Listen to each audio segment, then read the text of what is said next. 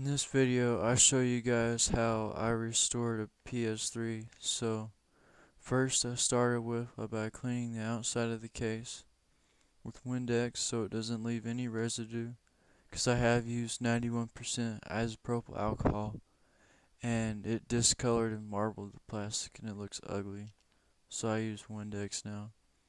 But anyways, after that, I took it apart and there are 7 Phillips head case screws around the edge, and then there are 3 T8 security torque screws on the front edge to be able to take the top cover off.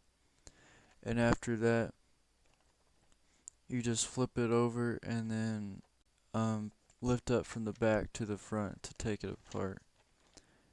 And then I took the fan out, then the power supply, and for some reason the power supply was giving me a lot of trouble, and I don't know why, because it just didn't want to lift up like it's supposed to.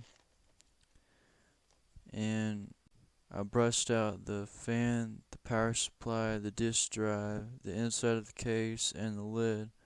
It was super dirty and dusty, and I'm not too surprised why it was so loud and it made so much noise. Then I just put it all back together and tested it out, and it's really nice and quiet. It runs cool.